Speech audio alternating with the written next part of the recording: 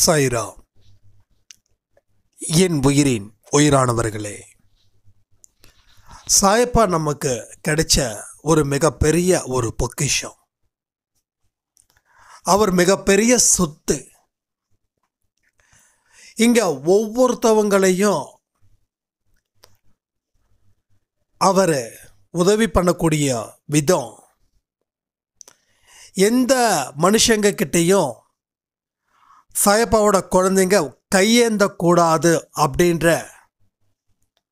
ஒரு மனநிலையில் அவர் நமக்கு தேவையான அத்தனை விஷயங்களையும் நம்ம மனசுக்கு ஏற்றுக்கிற மாதிரி சில வழிகளை தொடர்ந்து காட்டிக்கிட்டே இருக்காரு. இன்றைக்கி காலையில் அன்பே சாயில ஒரு 4 நிமிஷம் ஒரு ஆடியோ கொடுத்துருந்தோம். நம்ம சாய்ராமுடைய ஒரு மிகப்பெரிய மிராக்கிள்ஸ். இது மாதிரியான மிராக்கிள்ஸுக்கு நம்ம அன்பே சாயில பஞ்சமே கிடையாது, நிறையவே இருக்கு. இதெல்லாம் யோசிச்சு பாருங்க. ஏன் அவர் இந்த அளவுக்கு நம்மளை நேசிக்கணும்? ஏன் இந்த அளவுக்கு நம்ம வாழ்க்கையை உயர்த்துவதற்கு அவர் போராடணும்? எத்தனையோ பக்தர்கள் என்னென்னமோ செஞ்சு அழைக்கிறாங்க. அங்கெல்லாம் அவர் போகாதவர் இங்கே ஏன் நம்ம கிட்ட வந்து அழைச்ச உடனே காது கொடுத்து கேட்டு அதற்கு உரிய ஒரு உணர்வுகளையும் நம்மக்கிட்ட கொடுக்கணும்? எல்லாத்துக்கும் காரணம் ஒரு புனிதமான இடத்துல நம்ம ஒன்று சேர்ந்துருக்கோம் அப்படின்றது தான். நம்ம பெருசாக செலவு பண்ணல, பணம் காசு, பெரிய அளவில் பூஜையும் செய்யலை, பெரிய பெரிய ஒரு கொள்கைகளையும் நம்ம வளர்த்துக்கல. மனுஷங்க கிட்ட பெரியவன் அப்படின்ற ஒரு ஆணவத்தாலையும் நாம் நிற்கல. ஆனாலும் இன்னைக்கு நம்முடைய புகழ் கூடுது. ஒரு சாய்ராம் சொல்லியிருந்தாங்க, நான் ஒரு கோயிலுக்கு போனேன், அவர் கொஞ்சம் சிடுமூஞ்சன்னு சொல்லி என்னோடய ஃப்ரெண்டு சொன்னாங்க.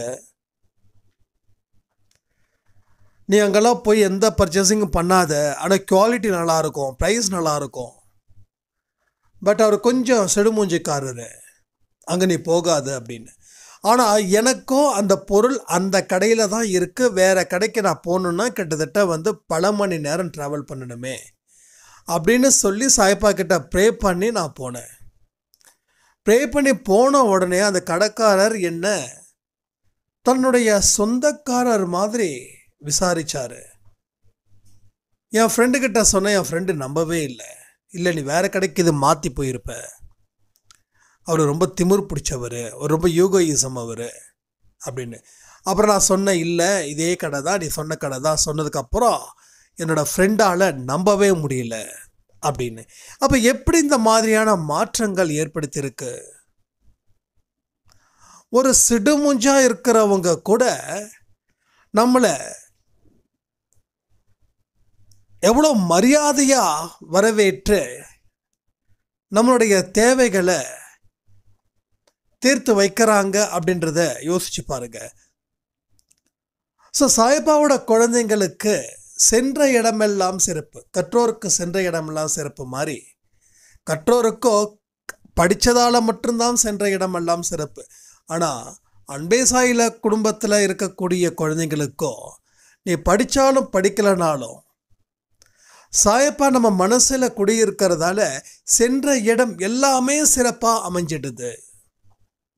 இப்போ நான் பாயிண்ட்டுக்கு வரேன். என்னால் மட்டும் ஏன் இப்படிப்பட்ட ஒரு வெற்றியை, இப்படிப்பட்ட ஒரு சூழ்நிலையை அனுபவிக்க முடியல அப்படின்னு ஒரு சாய்ராம் வந்து கேட்குறாங்க.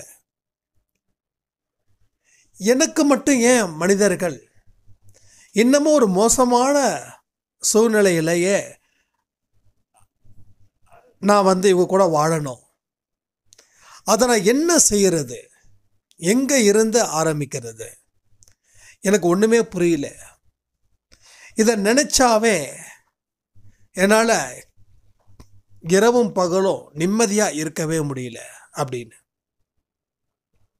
ஸோ ஒரு பீப்புள்ஸுக்கு எல்லாமே நல்லபடியாக நடக்குது, இன்னொரு பக்கத்தில் இருக்கிற சாயப்பாவோட குழந்தைங்களுக்கு ஒன்றும் பெருசாக ஒன்றும் நடக்கலையே, அதே மாதிரி தான் என்னோடய வாழ்க்கை இருக்கே அப்படின்னு சொல்கிறாங்க.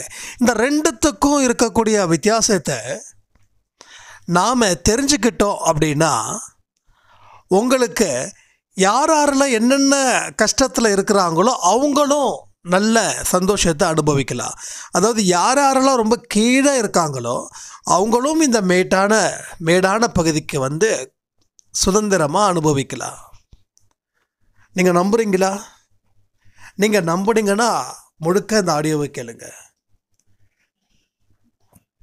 ஃபஸ்ட்டு இருக்கக்கூடிய 2 மனிதர்கள், ஒன்று நான் ரொம்ப சந்தோஷமாக இருக்குங்க சாய்ப்பா வந்ததுக்கப்புறம், என் வாழ்க்கை மாறிடுச்சு, என் சூழ்நிலை மாறிடுச்சு அப்படின்னு ஒரு பர்சன். இன்னொரு பர்சன் நான் வந்தும் எனக்கு எந்த இதுவும் மாறலை, எந்த சூழ்நிலையும் மாறலை, அதே வலி, அதே கஷ்டம், அதே துன்பம், அதே துயரம், அதே தோல்வி, அதே அவமானம். இந்த 2 பேர், அந்த 2 பேருக்கும் வாழ்க்கை ஏன் இப்படி இருக்குது, ஏன் இப்படி இல்லை, இவ்வளோதாங்க இன்னைக்கு கொடுக்குற ஆடியோ. ஆனால் இது நல்லா நீங்கள் ரொம்ப தெளிவாக புரிஞ்சுக்கிட்டீங்கன்னா நீங்கள் எந்த மாதிரி மனுஷனாக வாழ ஆசைப்படுறீங்களோ அது உங்களுக்கு நிச்சயமாக கிடைக்கும். ஸோ பள்ளத்தில் இருக்கிறவங்க மேட்டுக்கு வந்துடலாம், கஷ்டப்படுறவங்க சந்தோஷமான நிலைக்கு வரலாம், தோல்வியே கதைன்னு மூழ்கி இருக்கிறவங்க வெற்றிகரமான ஒரு இடத்துக்கு வந்து ஆனந்தமாக இருக்கலாம், அவநம்பிக்கையில் மூழ்கினவங்க நம்பிக்கையோடவும் வரலாம். சரி, ஃபஸ்ட்டு இருக்கக்கூடிய பர்சன் என்ன செஞ்சாங்க, நீங்கள் என்ன செய்யலை? அவங்க என்ன செஞ்சாங்க? சாயப்பா வந்ததுக்கப்புறம் என் வாழ்க்கை மாறுச்சு, இனி எனக்கு பலம் அதிகரிக்குது, இத்தனை நாள் நான் ஒத்தையில் இருந்து கஷ்டப்பட்டேன், இப்போ என் கூட என்னோட சாயப்பா இருக்காரு, எங்கும் சாயப்பா, எதிலும் சாயப்பா, எல்லாம் சாயப்பா. இந்த மாதிரியான மனநிலையை அவங்க தயார்படுத்தினாங்க. இதுக்கு அவங்க எந்த பயிற்சியும் பண்ணலை, அன்பே சாயில சொன்னதை செஞ்சாங்க, அவ்வளோதான். நம்ம என்னைக்காவது வந்து அதை பண்ணுங்க இதை பண்ணுங்க சொல்லியிருப்போம். ஆனால் பெருசாக ஒன்றும் நம்ம சொல்லலை. அதிகபட்சமாக என்ன சொல்கிறோம்? 4 மணி வேக்கப்பு, ஆரத்திய சச்சரித மெடிடேஷன், இதுதான் செயல்களில். வேறு ஏதாவது செயல்களில் நம்ம சொன்னோமா? மனதளவில் தான் எண்ணத்தை விதைக்க சொன்னமே தவிர செயல் அளவில் எதுவுமே நாம் சொல்லவே இல்லை இது வரைக்கும். ஸோ இது ப்ராக்டிக்கலாக நீங்கள் திங்க் பண்ணி பாருங்கள். ஃபஸ்ட்டு பர்சன் எப்படி டெவலப் ஆனாங்க, 2வது பர்சன் ஏன் டெவலப் ஆகலை அப்படின்னா, செகண்ட் பர்சன் அவங்க சூழ்நிலை மாறலை அப்படின்னு முழுக்க நம்புகிறாங்க. என் வாழ்க்கை மாறலை, என் வாழ்க்கை மாறி இருந்தால் என் சுற்றி இருக்கிறவங்க மாறி இருப்பாங்க, அதனால என் வாழ்க்கை மாறலை. ஆனால் முதல் பர்சன் என்ன பண்ணாங்க? சுற்றி இருக்கிறவங்க மாறுறாங்களோ மாறலையோ எனக்கு பிரச்சனை இல்லை, நான் எனக்கு பிடிச்சமான வாழ்க்கையை மாற்றுவதற்கு நான் தயாரிக்கன்னு அவங்க தன்னை மாற்றினாங்க. ஆனால் 2வது பர்சனும் தன்னை மாற்றிக்கல, அதனால் அவங்க சூழ்நிலைகள் எதுவுமே மாறலை. ஸோ மாற்றத்தை நான் இன்னொருத்தங்க கிட்டேருந்து தான் எதிர்பார்ப்பேன், அங்கே மாறினாதான் நான் மாறினு நினைக்கிறவங்களுக்கு 2வதாக இருக்கக்கூடிய மனிதர்கள் மாதிரி கடைசி வரைக்கும் அந்த துன்பங்கள் இருந்துக்கிட்டு தான் இருக்கும்.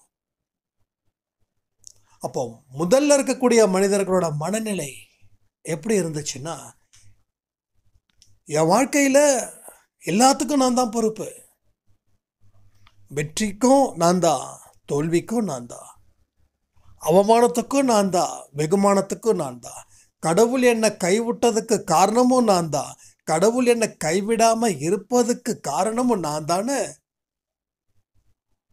எல்லா விஷயத்தையும் அங்கே அக்செப்ட் பண்ணாங்க. ஆனால் 2ஆம் தரப்பட்ட மனிதர்களும் எந்த விஷயத்தையும் அக்செப்ட் பண்ணலை. அதனால் அவங்க வாழ்க்கை சூழ்நிலைகள் இன்றைக்கு வரைக்கும் மாறவே இல்லை.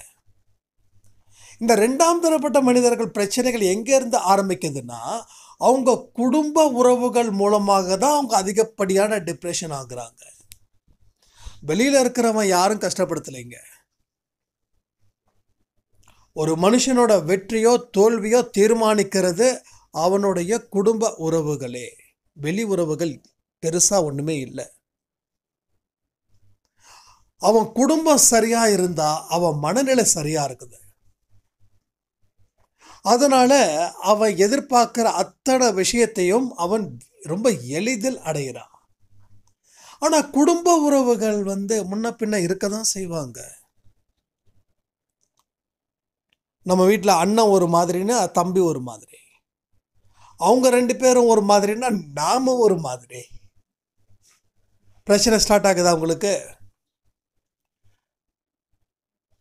அத்தை, மாமன், பெரியப்ப, மச்சான் எல்லாமே ஒவ்வொருத்தவங்க ஒவ்வொரு மாதிரி. அப்போ இவங்க எல்லாமே நம்ம வாழ்க்கையை தீர்மானிக்கக்கூடிய மனிதர்களாக இருக்காங்களா அப்படின்னு கேட்டால் அது 90% அவர்களை தீர்மானிக்கிறார்கள். வெளியில் ஒருத்தன் போடா நாயேன்னு சொன்னால் நம்ம திருப்பி சொல்லிட்டு வந்துடுறோம், அதுக்கப்புறம் பிரச்சனை இல்லை. ஆனால் வீட்டுக்குள்ளே சொந்தத்தில் ஒருத்தவங்க நம்ம வயசுக்கு கீழே இருக்கிறவங்க போடா நாயேன்னு சொன்னால் நமக்கு டிப்ரெஷன் ரொம்ப ஸ்டார்ட் ஆகுது. நம்ம எதுக்கும் புண்ணியம் இல்லாத மனிதர்கள். ஏன் நாயை கேவலமாக நினைக்கணும்? கடவுள் படைச்ச எந்த உயிரினமும் கேவலமாக இல்லை. என்ன நாயின்னு சொல்லிட்டா, ஆமாம் நாயின்னு தானே சொன்னான்.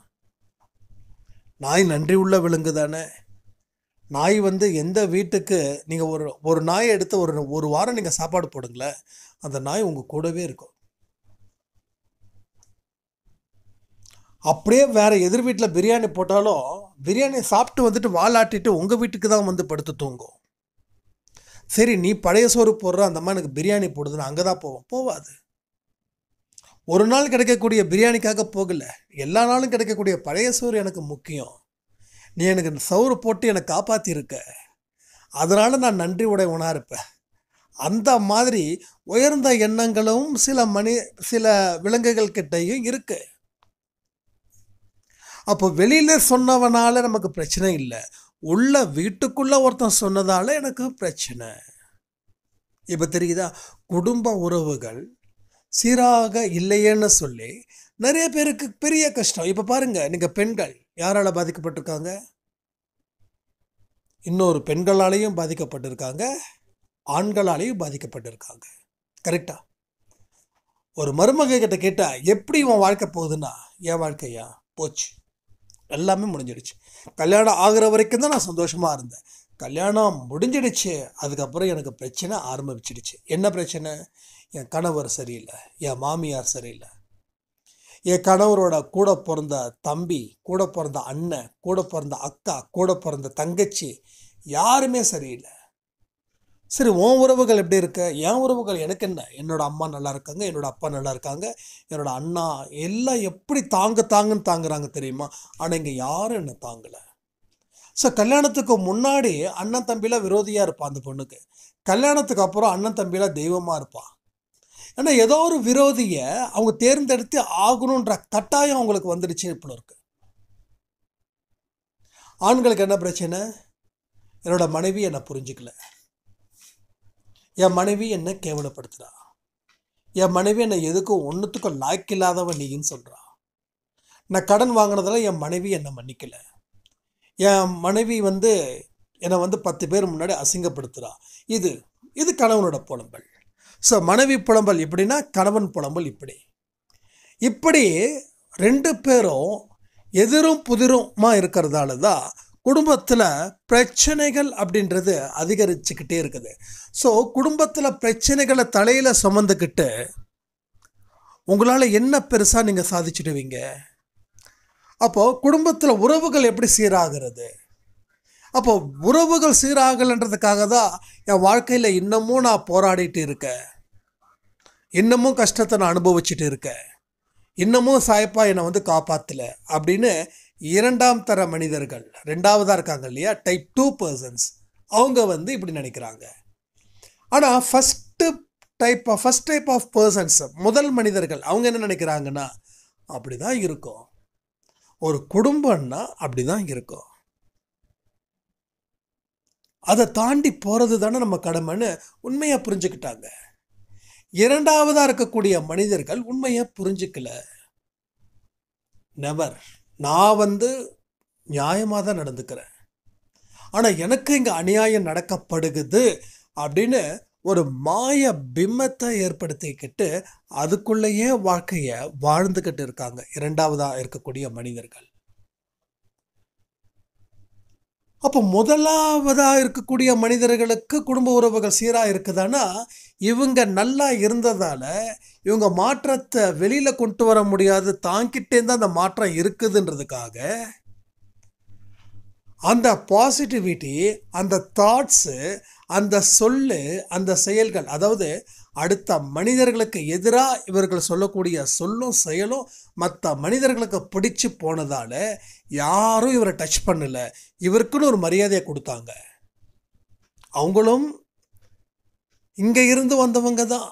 அவங்க வானத்தில் இருந்து கீழே பொத்துன்னு விடல. என் வாழ்க்கையில் நான் சொல்கிறேனே, எனக்கு ஒரு காலத்தில் உறவுகள், நண்பர்கள் எல்லாமே கசந்தாங்க.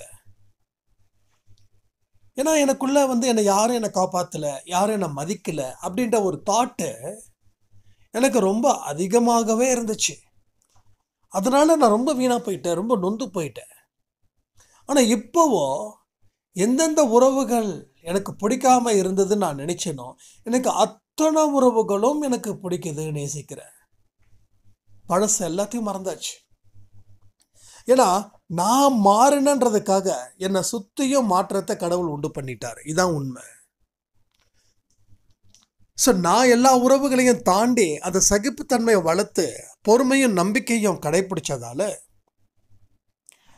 மற்றவங்க கிட்ட எப்படி நடந்துக்கிறாங்களோ தெரியாது, ஆனால் மற்றவங்க என்கிட்ட நடக்கும்போது அந்த மரியாதை, அந்த கண்ணியம், அந்த ஒழுக்கம், இது எல்லாமே ரொம்ப சிறப்பாக செஞ்சிட்டாங்க. ஸோ இன்னொரு ஃபேக்ட், ஒரு விஷயம் சொல்கிறேன். நம்ம ஆஃபீஸில் நமக்களுடைய ஒரு டீலர், அந்த டீலர் வந்து நான் அந்த டைமில் வந்து ஆஃபீஸில் இல்லை. அப்போ அவர் சொல்லியிருக்காரு, எங்கே வேறு யாராவது இருந்தால் நான் பொய் சொல்லியிருக்கலாம், ஆனால் இவர்கிட்ட, அதாவது என்கிட்ட பொய் சொல்ல மனசே வராதுங்க.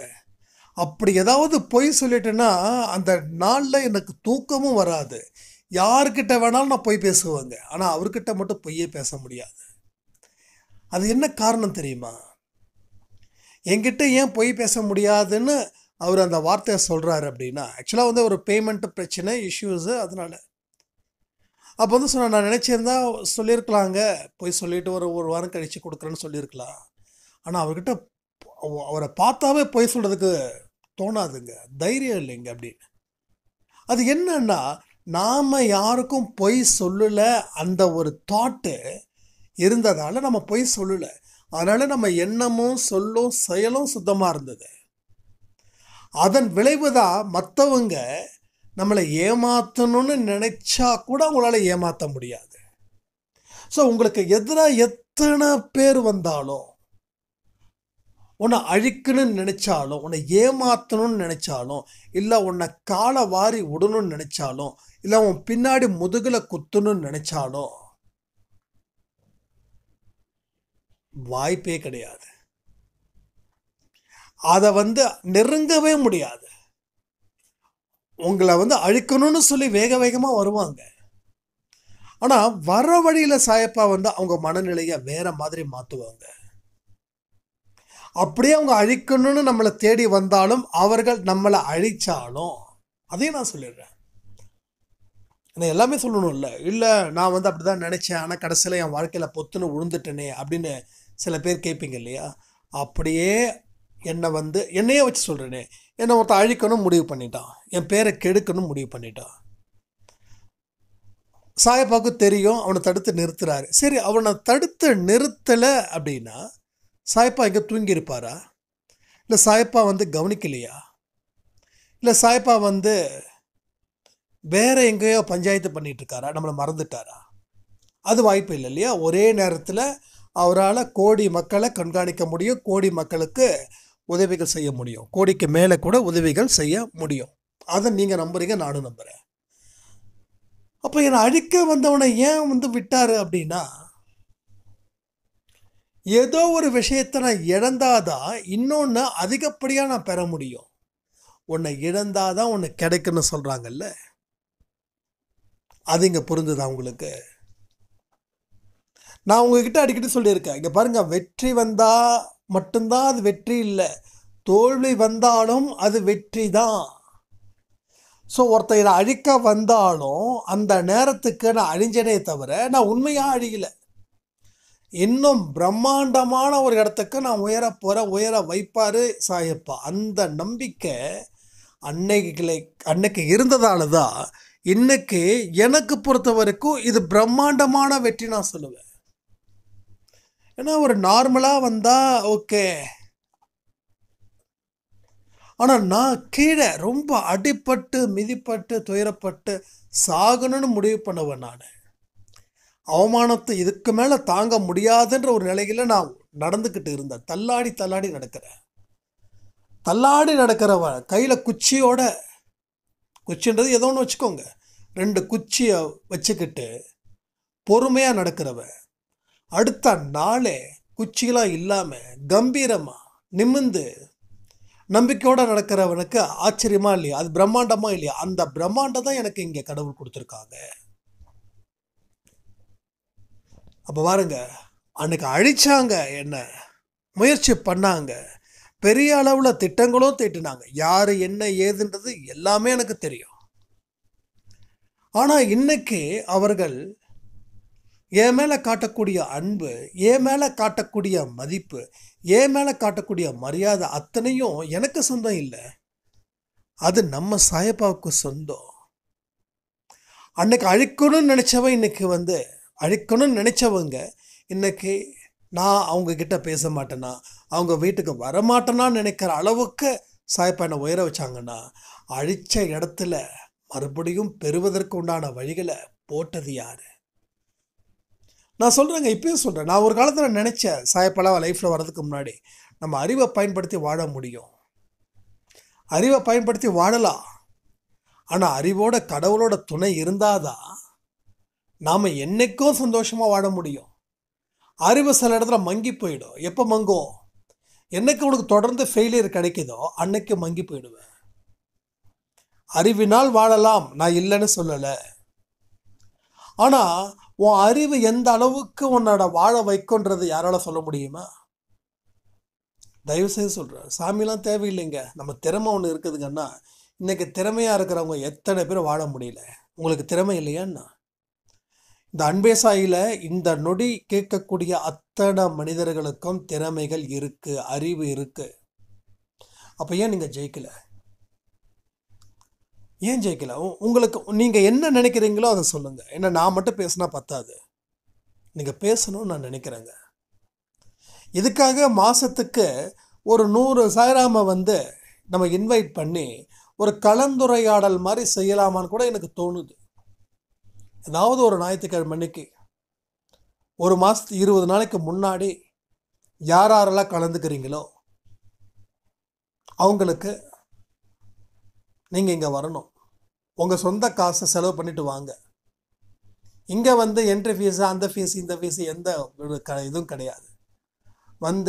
காலையில் இருந்து ஈவினிங் வரைக்கும் ஒரு கலந்துரையாடல். காலையில் பிரேக்ஃபாஸ்ட் எல்லாம் லிமிட்டாக தான், ஃபுல்லாக கொடுக்க மாட்டோம். மதியானம் அளவான சாப்பாடு, நைட்டுக்கு ஈவினிங் ஒரு சின்ன பிரேக்ஃபாஸ்ட். அதுக்கப்புறம் அவங்கவுங்க ஊருக்கு போகிற மாதிரி பிளான் பண்ணிக்கணும் நீங்கள். ஸோ போகிற காசு மட்டும் உங்களுது. இங்கே சாப்பாடு எல்லாமே அரேஞ்ச் பண்ணுறது நம்மது. ஸோ சாப்பாடு ரொம்ப திருப்திகரமான, ஏன்னா சாப்பாட்டுக்கெல்லாம் நம்ம முக்கியத்துவம் கொடுக்கறது இல்லை. காலையில் ஒரு 4 இட்லி ஒரு ஆளுக்கு, அவ்வளோதான். மதியானம் சாம்பார், ரசம், தயிர், ஒரு பொரியல். நைட்டுக்கு இட்லியோ இல்லை தோசையோ, அவ்வளோதான். இதை நம்ம செய்வோம். ஏன்னா இப்போ தான் எனக்கு தோணுது, செய்வோம். அப்போ ஒரு கலந்துரையாடல்களை நம்ம வச்சுக்கிறதுல தப்பே இல்லை. காலையில் 10 to 2, 3 மணியோட முடிச்சுக்கலாம். அப்போ ஈவினிங் கூட கட் பண்ணிடலாம். ஏன்னா அப்போ தான் வந்து நீங்கள் அந்தந்த ஊருக்கு போய் சேர முடியுன்றதுக்காக நம்ம இதை செய்வோம். இப்போ நீங்கள் சொல்லுங்கள், உங்களுக்கு திறமை இருக்குது, அறிவு இருக்குது, இல்லைன்னு யாராவது சொன்னீங்கன்னா சாய்ப்பா கண்டிப்பாக கோச்சிப்பார். திறமை இருக்குது, நான் இப்போயே சொல்ல, நான் இல்லைன்னு நீங்கள் சொல்லாதீங்க. இருக்குது, அறிவு இருக்குது. 6வது அறிவு எல்லா மனுஷனுக்கும் இருக்குது. அறிவு இருந்ததால் தான் இவ்வளோ தூரம் வாழ்ந்துருக்கோம். எது நல்லது எது கெட்டது நமக்கு தெரியாதா என்ன? விஷத்தை நம்ம குடிச்சிடுவோமா? சாக்கடையை தலையில் அள்ளி பூசிப்போமா? பண்ண மாட்டல. அப்போ அறிவு இருக்குது, அது சாக்கடைன்னு நினைக்கிறோம், அதனால் அதை குடிக்கலை. அப்போ ஏன் உங்களுக்கு அது பயன்பாட்டுக்கு வரல அப்படின்னா, அந்த அறிவு இருந்தது, திறமை இருந்தது, ஆனால் தொடர்ந்து வரக்கூடிய தோல்விகளால் அந்த அறிவு வேலை செய்யலை. ஸோ அப்போ அறிவு ஒரு ஸ்டேஜுக்கு மேலே வேலை செய்யாமல் போயிடும். ஆனால் கடவுளோட ஆசீர்வாதமோ தொடர்ந்து உங்களுக்கு வேலை செஞ்சுக்கிட்டே இருக்கும். இதுதான் இந்த ரெண்டுக்கும் இருக்கக்கூடிய வித்தியாசங்கள். அப்போ நீங்கள் புரிஞ்சுக்க விட்டீங்களா ஒரு விஷயத்த? எல்லா விஷயம் புரிஞ்சு. முதலாமாக இருக்கக்கூடியவர் ஏன் இப்படி இருக்காரு, 2வதாக இருக்கக்கூடியவர் ஏன் இப்படி இருக்காரு, இவ்வளோதாங்க. இதை வந்து இன்னும் மறுபடியும் நான் ரொம்ப டீட்டெயிலாக பேச விரும்பலை. இதை கேட்டுட்டு, இந்த ஆடியோ முழுக்க கேட்டுட்டு அதுக்கப்புறம் நீங்கள் கமெண்ட் பண்ணுங்கள், என்ன தெரிஞ்சுக்கிட்டீங்க, இதில் இருக்கக்கூடிய வித்தியாசங்கள் என்ன, நாம் என்ன செய்யணும், இதை எல்லாத்தையும் நீங்கள் வந்து புரிஞ்சுக்கோங்க. இந்த விஷயத்தை செய்யும்போது உங்கள் கவனம் உங்களை சுற்றி இருக்கணும். எந்த ஒரு விஷயத்தை செஞ்சாலும் உங்கள் கவனம் அடுத்தவங்கள நோக்கி இருக்கக்கூடாது. அடுத்தவங்கள வச்சுக்கிட்டு நம்ம வாழ்க்கையை மாற்றுறதுன்றது சாத்தியமே கிடையாது. உங்களை மாற்றினா தான் அடுத்தவர்கள் மாறுவார்கள். அடுத்தவங்க மாறணும்னு நினைக்கிறத விட்டுட்டு, ஏன்னா அதை மாற்ற முடியாது, அவங்க கர்மா அப்படி, அவங்க வாங்கிட்டு வந்த வரம் அப்படி. நீங்கள் அடுத்தவங்கள மாற்றுறதும் ஒன்று தான், அவங்க தலையெழுத்தை எழுதுறதும் ஒன்று தான். அது கடவுளால் கூட முடியாது. ஏன்னா யார் என்னென்ன அனுபவிக்கணுமோ அதை அவங்கவுங்க அனுபவிக்கணும். அதான். அப்போ அடுத்தவங்கள மாற்றுறதுன்றது வாய்ப்பே கிடையாது. ஸோ நீங்கள் மாறணும். அந்த இடத்துல மாற்ற முடியல சொல்லி நம்ம மனசை வந்து ஃபீல் பண்ண வைக்கக்கூடாது. மனசை ஃபீல் பண்ண வச்சா மனசு கண்டதுக்கு அலைய ஆரம்பிச்சிடும். கண்டதுக்கு அலைய ஆரம்பிச்சிடுச்சுன்னா அப்போ நாமளே நம்ம எழுந்துடுவோம். ஸோ இது எல்லாத்தையும் புரிஞ்சுக்கோங்க.